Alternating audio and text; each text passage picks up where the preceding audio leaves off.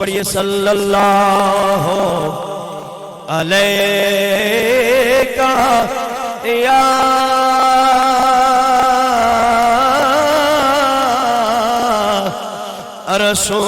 رسول اللہ پڑھیے وسلم علیکہ حبیب اللہ خدا نے کلمے میں توجہ میری طرف خدا نے کلمے میں یہ اہتمام رکھا ہے کہ اپنے بعد محمد کا نام رکھا ہے کہ اپنے بعد محمد کا نام رکھا ہے یہ اور بات ہے کوئی عمل کرے نہ کرے نماز میں بھی درود و سلام رکھا ہے لبیک لبیک لبیک یا رسول اللہ لبیک لبیک لبیک یا رسول اللہ لبیک لبیک یا رسول اللہ لبیک لبیک لبیک یا رسول اللہ لبیک لبیک لبیک یا رسول اللہ لبیک لبیک لبیک یا رسول اللہ لبیک لبیک لبیک یا رسول اللہ لبیک لبیک لبیک یا رسول اللہ تاجدار ختم نبوت دو بار زندہ باد شاہ صاحب تشریف لا چکے تاجدار ختم نبوت ہاتھوں کو بلند کر کے دو بار زندہ باد تاجدار ختم نبوت تاجدار ختم نبوت تاجدار ختم نبوت تاجدار ختم نبوت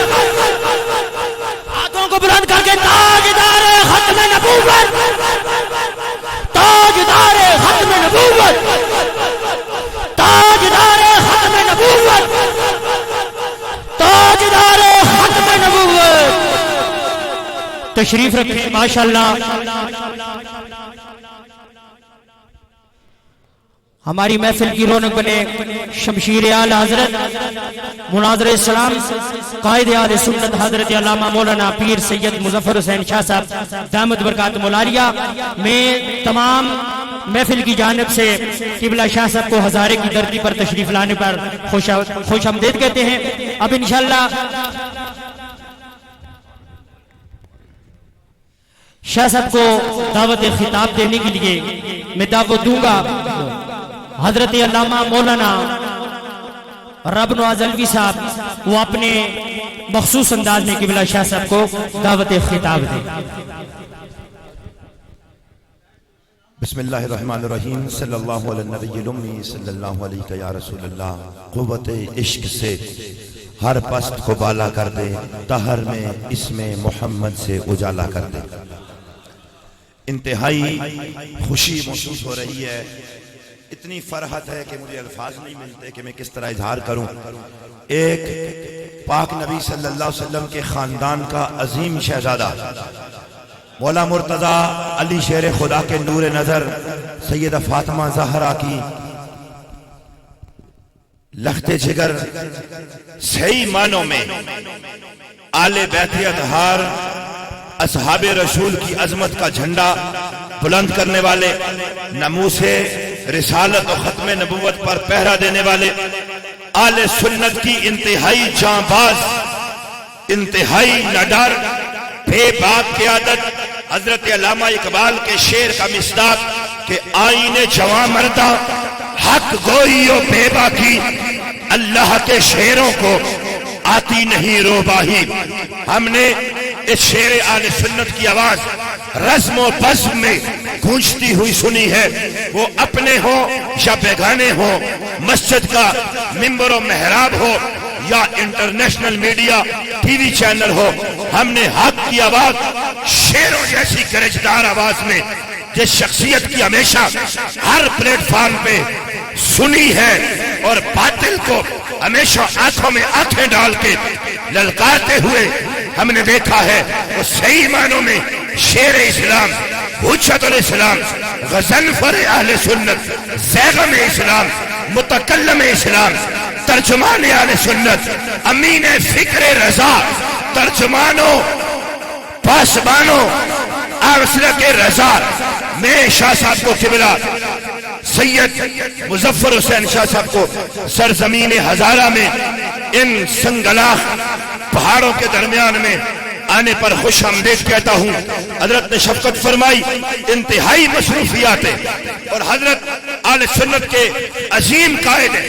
آپ یقین جانیے کراچی کے اندر شب و روز محنت کر کے حضرت شاہ صاحب نے لاکھوں کی ملینز مسلمانوں کو، شاکان رسول کو جمع کر کے عالم کفر کو بتا دیا ہے آل سنت بے وارث کل بھی نہیں تھے، آل سنت لوارث آج بھی نہیں ہے.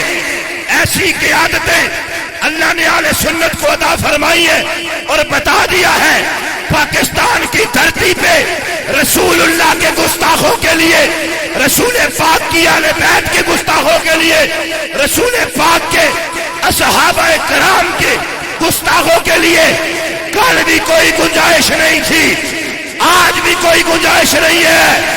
ان سادات نے، مولا علی شیر خدا کے بچوں نے للکار کے کفر کو یہ بتا دیا ہے پاکستان کل بھی رسول پاک کے غلاموں کا ملک تھا، پاکستان آج بھی رسول پاک کے غلاموں کا ملک ہے. موسم کی سختیاں آنے نہ آئی، حضرت شاہ صاحب نے نجپالی فرمائی ہے اور آپ تشریف لائے بغیر کوئی نما لیے ہوئے. استقبال کیجئے نعروں کی گونج میں شیر اہل سنت کا، زیغم اسلام کا. صحیح معنوں میں ہر پلیٹ فارم پہ کسی لے دے کو سامنے نہیں رکھا، کلمہ حق کو بلند کیا. پتہ چلے ہزارے کے غشور لوگ اپنے مہمانوں کا کیسے استقبال کرتے ہیں. نعرہ تکبیر، اللہ اکبر. بازو تیرا توحید کی قوت سے قوی ہے، اسلام تیرا دیس ہے اور تو مصطفی ہے. گونج آئے ذرا نعرہ تکبیر، اللہ اکبر. نعرہ رسالت، نعرہ تحقیق، حق جاریہ، نعرہ حیدری. علی ہم عظمت رسول کے، پاسباں ہے پاسباں، ہم عظمت رسول کے، پاسباں ہے پاسباں، ہم چادر بطول کے، پاسباں ہے پاسباں. نعرہ یا رسالت. رسول اللہ.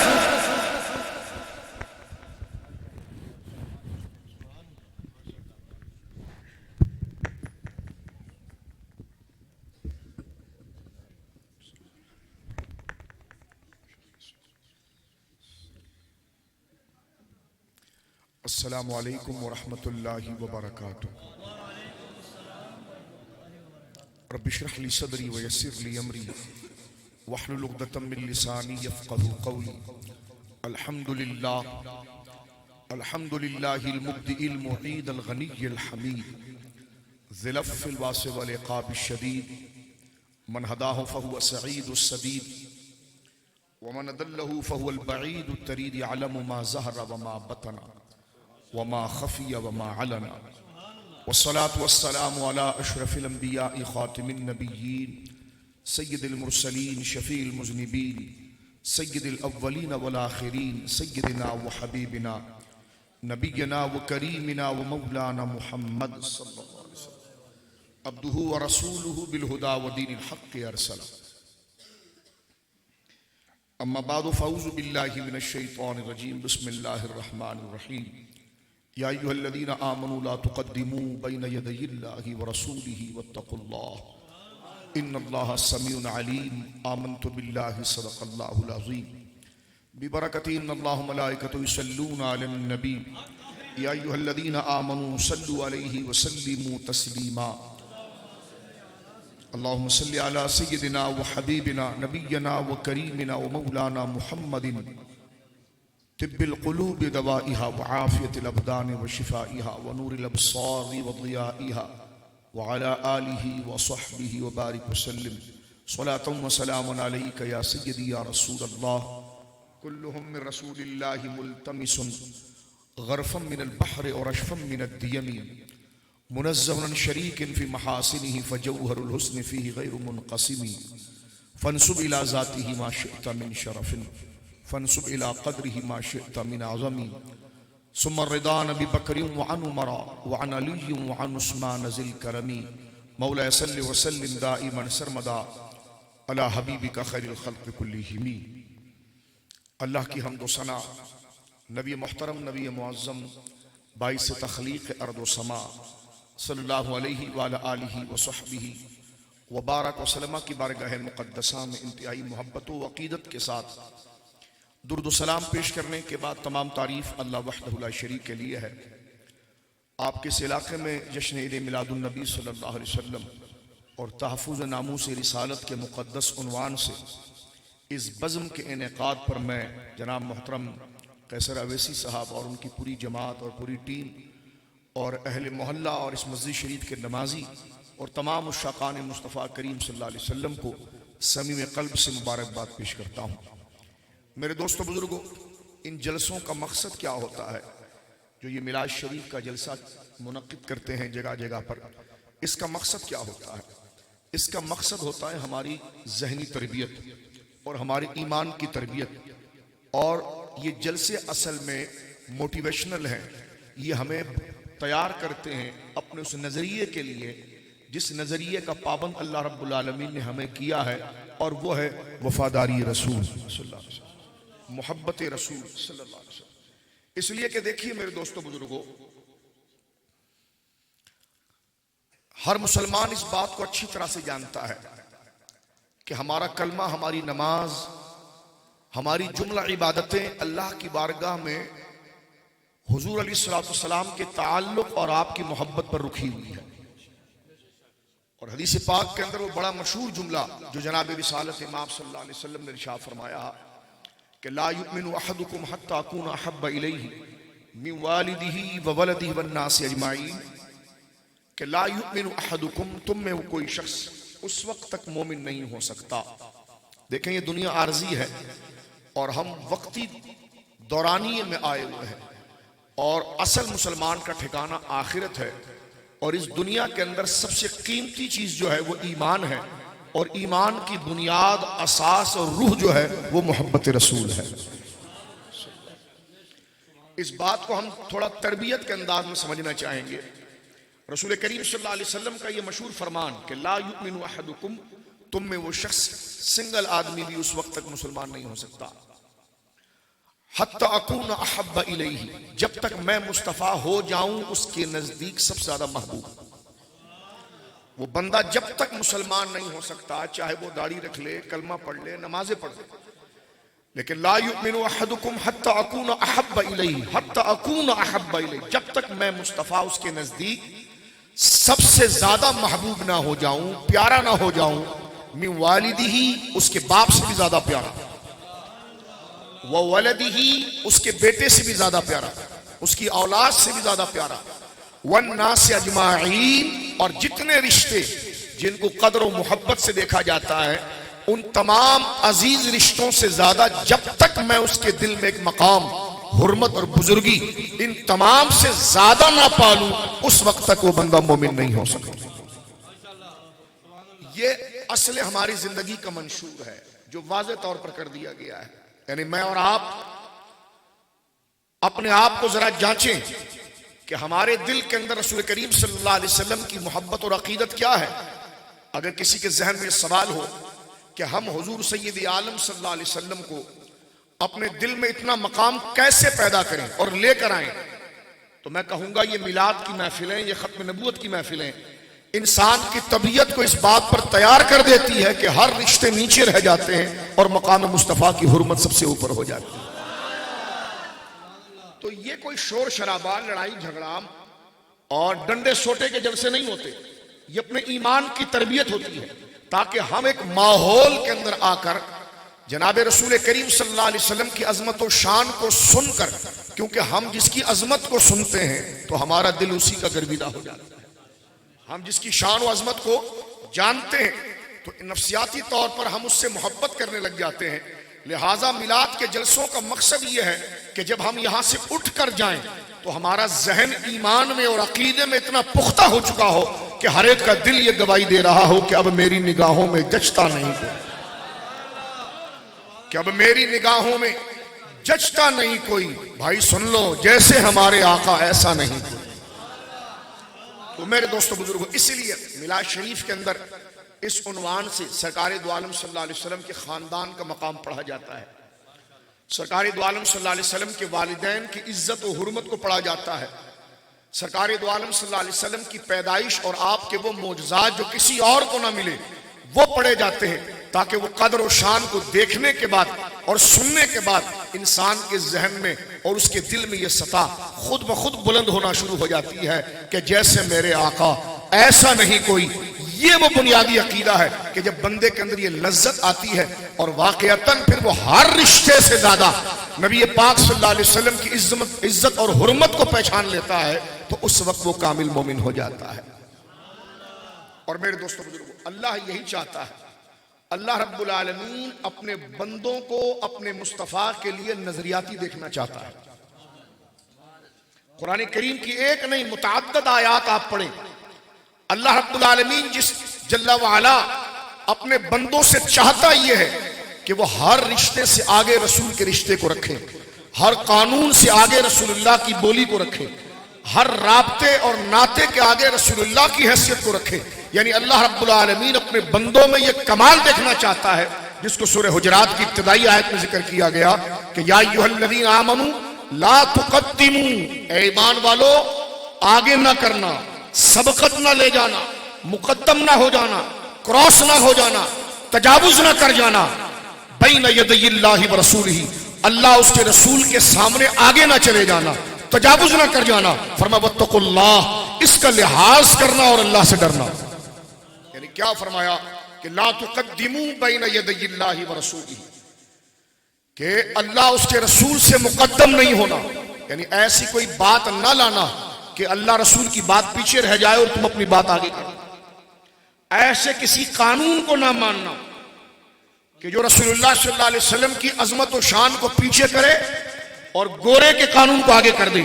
فرمایا لا تقدموا بین یدی اللہ ورسولہ، اے ایمان والو نظریاتی بن جاؤ اور ہر حال میں قانون ہو، سوچ ہو، فکر ہو، ارادہ ہو، کسی بھی صورت میں تم نے رسول اللہ سے آگے نہیں جانا ہے بلکہ رسول کے پیچھے رہنا ہے۔ یہ وہ نظریاتی حکم ہے جو اللہ رب العالمین نے بیان فرمایا کہ تمہاری کوئی بھی بولی ہو، تمہارے لیے کوئی بھی چیز اچھی لگتی ہو، تمہارے لیے کوئی بھی چیز باعث عزت ہو، وہ رسول اللہ کی اطاعت کے تابع ہونی چاہیے۔ اگر اس کا تعلق رسول اللہ کے ساتھ نہیں ہے یا پھر وہ تعلق، وہ رشتہ تمہارے دلوں کے اندر رسول اللہ کی عزت کو کم کرے تو یہ حرام قرار دیا گیا ہے، اور فرمایا گیا کہ میرے بندے وہ ہیں جو رسول سے کبھی آگے نہیں جاتے بلکہ رسول کو آگے رکھ کر رسول کی خطوط قدم کی پیروی کرتے ہیں۔ لا تقدموا بین یدی اللہ، یدی اللہ سامنے، رسول کے سامنے آگے نہیں بڑھتے۔ لا تقدموا بین یدی اللہ ورسولہ۔ اب چاہے صحابہ کرام رضوان اللہ اجمعین نے اس کی عملی شکل بیان کی، وہ کسی بھی صورت میں، یعنی سرکار نے ایک بات بیان کر دی ہے، اب مومن کا تقاضا ہے کہ جو حضور نے بیان کر دیا ہے وہی مقدم ہے، اس کو جو کراس کرے گا اور اس قانون کو پیچھے کرے گا تو وہ شخص مسلمان نہیں ہو سکتا۔ صحابہ کرام رضوان اللہ اجمعین قانون تو قانون، کلام تو کلام، وہ حقیقتاً اپنی عملی زندگی میں کبھی سرکار کو پیٹھ دکھا کر نہیں جاتے۔ تو حضور اگر چل رہے ہوں تو وہ کبھی سرکار کے آگے نہیں چلتے تھے، اور اس کلام کو وہ ظاہر پر بھی رکھتے تھے کہ لا تقدموا بین یدی اللہ ورسولہ، اللہ اس کے رسول کے آگے نہ جانا. فرما اللہ کے آگے کون جا سکتا ہے؟ فرما میرے رسول کے آگے چلنا، ہمارے آگے چلنا ہے. لہذا ذات کا تو فرق ہے کہ وہ رب ہے اور یہ اس کے محبوب ہیں، لیکن حکم ایک ہی ہے. جس نے ان کو تجاوز کیا اس نے رب کے قانون کو تجاوز کیا. تو یہ نظریات اللہ رب العالمین جل وعلا اپنے بندوں کے اندر دیکھنا چاہتا ہے. یعنی کیا مطلب یہ ہے کہ یہ مقام تم نے کہ مقدم رسول رہے گا، آگے رسول کی بات رہے گی.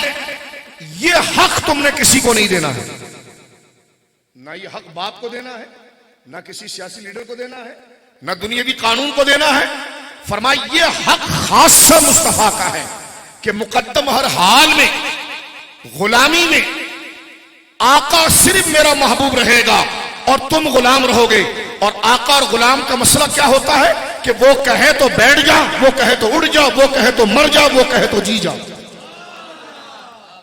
فرمایا یہ ایتھارٹی، یہ مرتبہ اللہ یہ کہتا ہے کہ میرے رسول کے علاوہ کسی کو نہ دینا. جس طرح اللہ کا حق کسی غیر کو دینا یہ شرک فی التوحید ہے، اسی طرح مصطفیٰ کی یکتائی کا حق کسی دنیاوی لیڈر کو دینا یہ شرک فی الرسالت ہے. اللہ رب العالمین جل وعلا نہ اپنی ذات میں کسی کو گوارا کرتا ہے اور اپنے بندوں میں نہ اپنے محبوب کے مقابلے میں کسی کو گوارا کرتا ہے. اور بندوں کو وہ نظریات چاہتا ہے کہ الوہیت میں میرے مقابلے پر کسی کو نہیں لانا اور محبوبیت میں میرے مصطفیٰ کے مقابلے میں کسی کو. اس لیے فرمایا کہ لا تقدموا بین یدی اللہ ورسولہ واتقوا اللہ، رسول سے آگے نہ جانا میرے دوستو بزرگوں. اس لیے اللہ رب العالمین جل وعلا نے ہمارے محبوب کو، یعنی ہیں تو اللہ کے بندے سید الخلق اللہ کے محبوب، لیکن اللہ نے جو آپ کو شان عطا فرمائی ہے اس کو بھی اللہ رب العالمین نے تقسیم سے پاک کیا. یعنی ماں نے کوئی جنا ہی نہیں ہے جو مصطفیٰ سے کندھا لگا سکے. حضور کی انفرادیت جماعت انبیاء کے اندر، حضور کی انفرادیت اللہ کی خلق کے اندر یکتا اور تنہا ہے. میرے شیخ مکرم ایک جملہ فرماتے تھے رحمت اللہ علیہ حضور تاج الشریعہ کہ یک نے جس کو یک بنایا آپ ہے. اور یہ نظریات مسلمان کے ہونے چاہیے.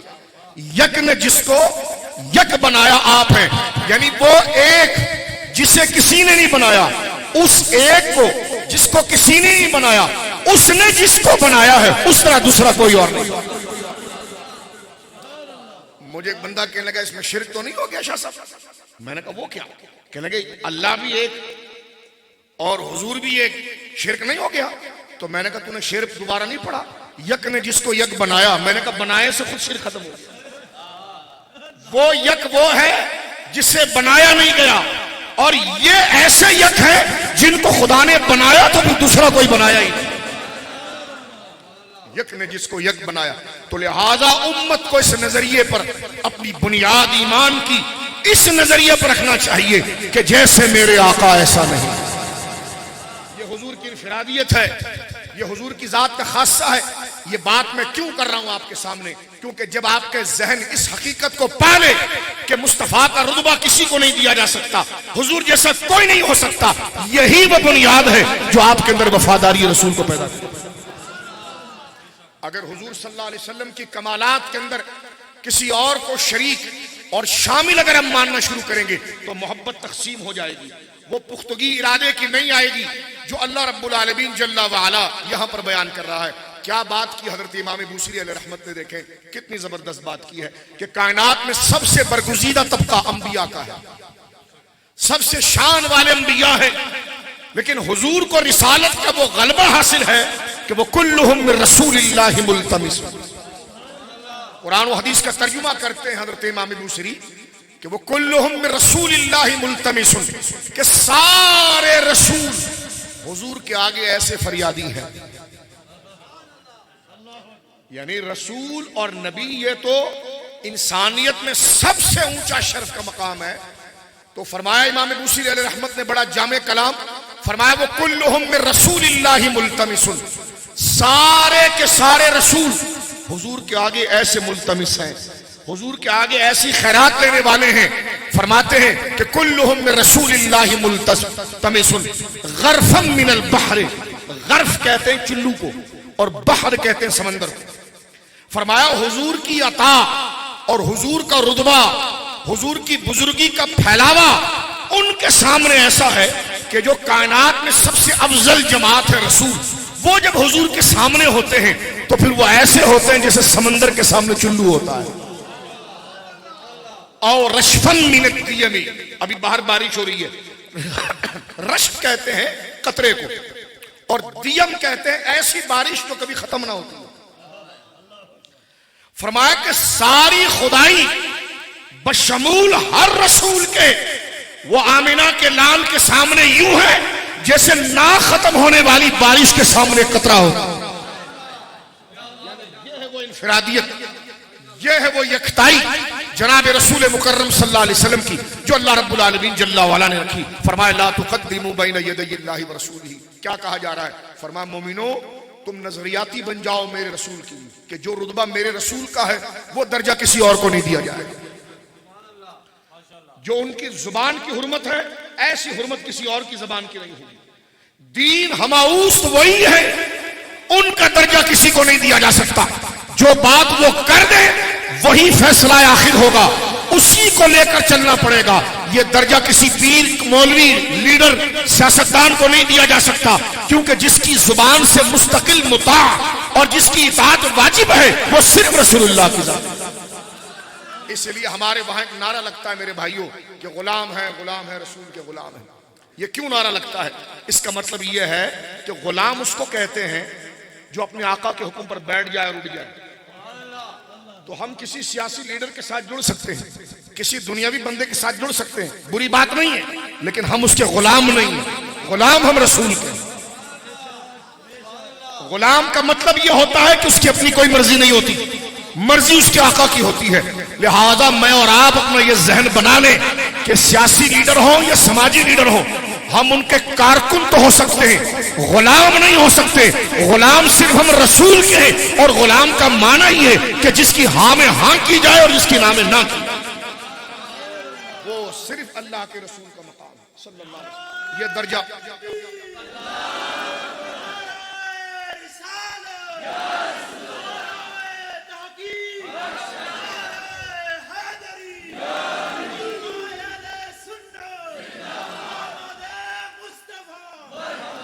یعنی آپ انفرادیت دیکھیے، یکتائی دیکھیے کہ سب سے اولا اور اعلیٰ ہمارا نبی، سب سے بالا و والا ہمارا نبی. یعنی کیا فرمایا اعلیٰ حضرت؟ میں شعر کو تھوڑا سا سمجھا دوں. سب سے اولا اور اعلیٰ، ایک ہے اولا اور اعلیٰ. اولا کہتے قریب کو اور اعلیٰ کہتے بلند کو. یعنی مومن کا یہ عقیدہ ہو کہ اللہ کی خلق میں مومن کے دل میں سب سے قریب رسول اللہ ہے، اور ساری خلق کے اندر سب سے بلند اور ممتاز رسول اللہ ہے. مجھے ایک بندہ کہنے لگا کہ قرآن کو کہتا ہے کہ نحن اقرب الیہ من حبل الورید. تو میں نے کہا مولوی صاحب اس سے آپ کیا نتیجہ نکالنا چاہتے ہیں؟ وہ کہنے لگے جناب اللہ جو ہے وہ شہر رگ سے زیادہ قریب ہے. تو میں نے کہا شہر رگ کا کیا معنی ہوتا ہے؟ کہنے لگے یہ رگ. میں نے کہا اس کو اور ذرا آسان کرے، کیا ہوتا ہے؟ تو ایک بچے نے کھڑے ہو کر کہا کہ شہر رگ کا معنی ہوتا ہے جان. میں نے کہا مولانا یہ ترجمہ ٹھیک ہے؟ میں نے کہا جی بالکل ٹھیک ہے.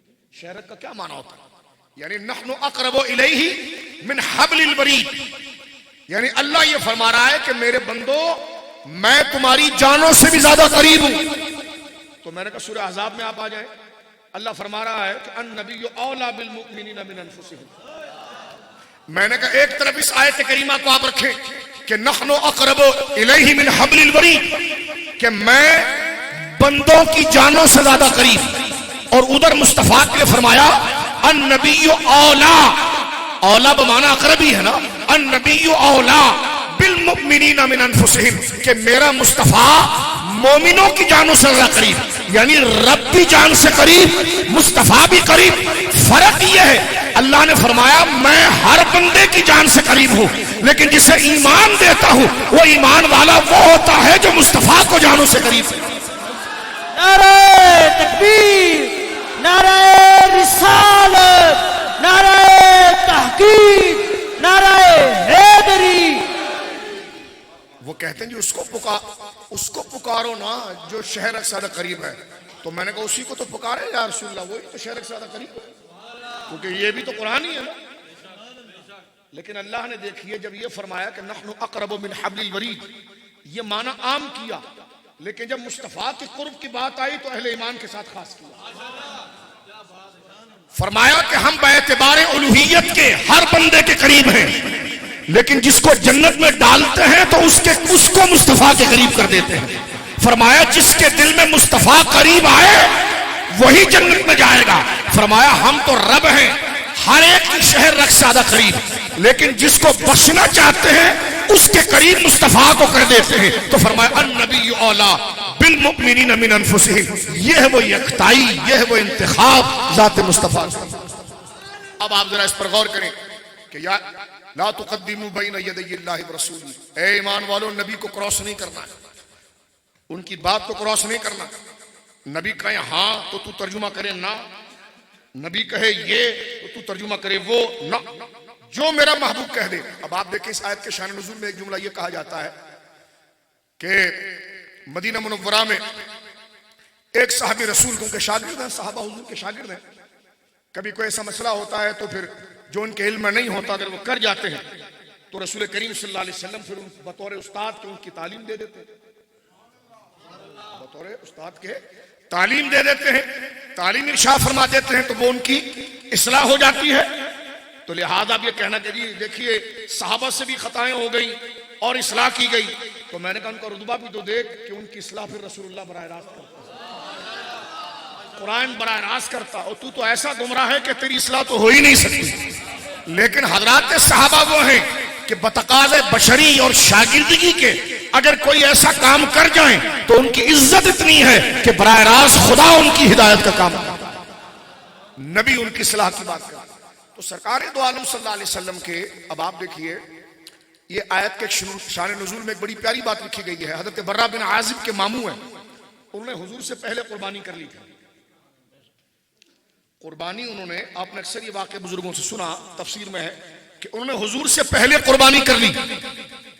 بقرہ عید کے دن سرکار دو عالم صلی اللہ علیہ وسلم نے بھی جانور ذبح نہیں کیا تھا، انہوں نے حضور سے پہلے جانور ذبح کر لیا. تو کس کے نام پر ذبح کیا؟ اللہ کے نام پر. ہاں جی، کس کے نام پر جمع کیا؟ ذبح کیا جی اللہ کے نام پر کیا. شرط بالکل پوری تھی، وہ جانور جو تھا وہ 1 سال کا تھا اور وہ قربانی اس کی بنتی تھی، کر لیا. تو اللہ نے فرمایا یہ جو کیا نہیں قبول ہی نہیں. یا اللہ تیرے نام پر کاٹا کا بھلے کاٹا، قبول ہی نہیں. یا اللہ پورے شرائط کے ساتھ ذبح کیا ہے، فرمایا قبول ہی نہیں. اب وہ رونے لگے یا رسول اللہ میں کیا کروں؟ سرکار نے فرمایا دوسرا جانور ذبح کرو. میرے ذبح کرنے کے بعد کیا ہے تمہارے پاس؟ کہنے کہ حضور 6 مہینے کا دمبا ہے. اب 6 مہینے کے دمبے کی تو قربانی نہیں ہوتی. فرمایا کر لو، ہو جائے گی. یعنی جب شرائط کے ساتھ کیا تو قبول نہیں ہوئی. اب وہ ایک اس جانور میں شرط نہیں پائی جا رہی لیکن قبول ہو رہی ہے، تو پتا چلا کہ اصل الاصول بندگی استاد ور کی ہے. رسول کو چھوڑ کر شریعت کے سارے احکام بھی بجا لاؤ تو وہ گناہ بن جاتے ہیں، اور رسول کو لے کر کوئی ناقص کام بھی بندہ کر لے تو وہ اللہ اس کو مقبول کرے. یہ حضور سید عالم، آپ غور کیجئے جناب رسول کریم صلی اللہ علیہ وسلم کی اتھارٹی کو آپ دیکھیے کہ اب یعنی اس صحابی نے جو جانور ذبح کیا تھا، ظاہر سی بات ہے کہ آپ قربانی کے دنوں کے اندر جو بکرا ذبح کرتے ہیں وہ 1 سال کا ہونا چاہیے. 1 سال سے اگر کم ہوگا تو اس کی قربانی نہیں. ذبح جائز ہے، یعنی ذبیحہ جائز ہے، ذبح کر سکتے ہیں، حلال ہے اللہ کے نام پر، اس کو کھا سکتے ہیں، لیکن وہ سنت ابراہیمی نہیں بنے گا. سنت ابراہیم کے لیے جانور کی عمر شرط ہے، جانور کی عمر شرط ہے. اب سرکار دو عالم صلی اللہ علیہ وسلم نے بقرہ عید کے دن ابھی تک آپ نے خود جانور نہر نہیں کیا، سرکار نے ابھی تک جانور ذبح نہیں کیا. اس صحابی نے حضور سے پہلے ہی اپنے گھر کے باہر جانور ذبح کر لیا. تو توجہ سے سن لیجیے آپ، اب جب جانور ذبح کیا تو کیا اللہ کے نام پر تھا، شرائط کے ساتھ کیا تھا، جانور کی عمر بھی پوری تھی، لیکن اللہ نے فرمایا قربانی نہیں ہوئی، قربانی نہیں ہوئی. اب جب یہ پتا چلا کہ حضور نے قربانی نہیں کی تھی اب سرکار نے قربانی فرمائی. اب وہ حضور کے پاس آئے اور پریشان کہنے لگے حضور میں کیا کروں. سرکار نے فرمایا اچھا تمہارے پاس اور مویشیوں میں سے کیا ہے؟ فرمایا 6 مہینے کا دمبا ہے. حضور نے فرمایا اس کو ذبح کر لو قربانی ہو جائے گی. یعنی اب آپ دیکھیے جب حضور سے پہلے کی شرائط کے ساتھ کی کاٹی اللہ کے نام پر ہے اور جانور بھی شرائط پر پورا تھا, رب نے رسول اللہ سے مقدم ہونے کی بنا پر اس کو قبول نہیں کیا, لیکن جب رسول کے تابع ہو گئے تو اللہ رب العالمین نے کم عمر والے جانور کو بھی اس کے رتبے میں پہنچا دیا. پتا چلا یہ ہے حضور سید عالم کی اتباع کی شان اور اطاعت کے. ہم اپنے نظام میں اپنی عبادت کو یا کوئی جائز طریقے عبادت کے جو ہیں اس کو ہم بجا لائیں, لیکن اگر اس میں حضور علیہ الصلوۃ والسلام کی اطاعت اور اتباع, غلامی اور تعظیم اور آپ کے احترام سے اگر وہ عبادت ہماری خالی ہو تو خدا کی بارگاہ میں وہ عبادت مقبول نہیں. اس لیے کہ اللہ ظاہری عبادت کے ساتھ اس میں رنگ محبت رسول کا دیکھنا چاہتا ہے. رنگ جو ہے وہ محبت رسول کا دیکھنا چاہتا ہے. یہی صحابہ کرام رضوان اللہ علیہ مجمعین کو آپ دیکھیں, اس لفظ کو انہوں نے پکڑ لیا تھا کہ بین یدی اللہ و رسول, رسول کے سامنے نہیں جانا ہے, رسول سے آگے نہیں جانا ہے. توجہ ہے. اس پر ایک بڑی مشہور معروف حدیث مبارکہ میں عرض کرتا ہوں آپ سے. دیکھیں بخاری شریف کے اندر ایک بڑی مشہور حدیث آپ علماء سے سنتے ہیں کہ کتاب الصلح میں روایت موجود ہے کہ سرکار دو عالم صلی اللہ علیہ وسلم کو خبر دی گئی کہ 2 قبیلے وہاں جھگڑ گئے ہیں. سرکار ان میں صلح کرانے کے لیے تشریف لے گئے. اب صلح کرانے کے لیے گئے, یہاں نماز کا وقت آ گیا. حضرت بلال نے اذان دے دی. سرکار علیہ الصلوۃ والسلام کی تشریف آوری میں بظاہر تاخیر تھی, تو آپ نے کہا حضرت ابوبکر صدیق کو کہ آپ مصلی پر آئیے, آپ مصلی پر آئیے. تو یہ مصلی سیاست ہوتا ہے, ولایت ہوتا ہے. تو وہ دجال رواں صدی کیا کہتا ہے؟ وہ دجال رواں صدی کہتا ہے کہ ایک ہوتی ہے سیاسی خلافت, ایک ہوتا ہے ولایت کی خلافت. میں نے کہا یہ دجالی بکواس کر سکتا ہے, اہل سنت کا یہ عقیدہ نہیں ہے. یہ کوئی دجال, انگریزوں کا پٹھو, شیعوں کا دلال, وہ یہ بکواس کر سکتا ہے. اہل سنت کا یہ نظریہ ہے کہ ابو بکر ولایت میں بھی مقدم ہے, سیاست بھی مقدم ہے. لفظ خلیفہ اور افضلیت ہی آپ کے مرتبے کی بلندی ہے. لہذا میلاد شریف کا اگر جلسہ کرنا ہے تو رسول اللہ کے دین کے سارے تقاضوں کو تسلیم کرنا ہے. ادھر پھدک پھدک کر میلاد پر تقریر کرتے ہو, ادھر جا کے ڈینمارک والوں کو کہتے ہیں کہ خاکہ بنا سکتے ہیں آپ. تو ایسے دجال کو آپ پہچانے, یہ سامری ہے دجال, اس کی تقریروں پر نہ جائے, یہ نام کا پادری ہے, یہ دجال ہے. تو جو یہاں پر آپ کو عشق رسول کے نام پر آپ کو استعمال کرتا ہے اور آپ کا نام وہاں پر جا کر بیچتا ہے اور وہاں گوروں سے کہتا ہے ڈنمارک سے, جی جی بالکل آپ خاکہ بنائیں, آپ کا ملک ہے. میں نے کہا لعنت ہے تمہاری شکل پر کہ تم سے جملہ نکلا کیسے. کہتے جی آپ کی جمہوریت ہے. تو میں نے کہا آپ کی جمہوریت ہے تو کیا ایک جملہ نہیں کہا جا سکتا کہ اس وقت روئے زمین پر اگر اس زمین پر اس وقت اگر 7 ارب آدمی آباد ہیں تو ان میں 1.5 ارب سے زیادہ مسلمان ہیں. سرکار دو عالم کی توہین سے 1.5 ارب لوگوں کی دل آزاری ہوتی ہے, تو دجال منہجی شیطان ایک جملہ نہیں کہہ پایا. تو جو تجھے شیخ الاسلام مانے میں ان پر لعنت ہے کہ دین کا غدار قیامت کے دن پتا چلے گا کہ تم نے کس طریقے سے رسول اللہ کی محبت کا سودا بیچ کر اپنی نیشنلٹیاں بنائی ہیں. لیکن قربان جاؤ اس پہاڑ میں رہنے والے ان عاشق رسول سے کہ جنہوں نے دنیا کو ٹھکرا کر حضور کی وفاداری کو اپنا ایمان بنایا. اور رتی برابر میں آپ کو یہ بات کہنا چاہتا ہوں, یہ ہماری داڑھی, یہ ہماری پگڑی اور یہ ہماری یہ چادریں, یہ پیچھے ہیں. پہلے رسول اللہ کا دین ہے, پہلے اہل سنت ہے. کوئی سید ہو, پیر ہو, داڑھی ہو, چادر ہو, اہل سنت سے ہٹے تو اس کو مانا ہی اہل سنت کی وجہ سے ہے. اگر وہ نظریہ اہل سنت سے پھسل جائے تو ہم جبوں کا کلمہ پڑھنے والے نہیں, ہم اہل سنت کے غلام ہیں. اللہ اکبر, نعرہ رسالت, نعرہ تحقیق, عظمت صحابہ, شان صحابہ, نعرہ حیدری, نعرہ حیدری. اور میں آج کا الحمدللہ آج کا ہمارا یہ جوان بہت زیادہ سمجھدار ہو گیا ہے. جس انداز میں یہ کامنٹس میں پیروں کو کھینچتا ہے نا کہ جو پیر ادھر ہے، بلکہ میں کہتا ہوں پیروں خوش ہو جاؤ کہ یہ جوان کو شعور آیا، یہ تم کو گمراہ ہونے سے بچاتا ہے کہ بڑے بڑی بالٹیاں تم نے سر پر رکھ کر پگڑیاں باندھی ہیں۔ تو ان بچوں کو پتا چل گیا پہلے مسلک ہے بعد میں نسب ہے کہ لا تقدموا بین یدی اللہ ورسولہ، رسول کو کراس نہ کرنا۔ اہل سنت شریعت رسول کا نام ہے، اس سے جو ہٹے گا وہ بالٹی بھی سر پر باندھے تو قبول نہیں، اور جو اس میں رہے گا وہ ہلکی سی ٹوپی بھی پہن لے گا تو ہمارا امام ہے، کیونکہ لباس شرط نہیں ہے، اہل سنت سے وفاداری شرط۔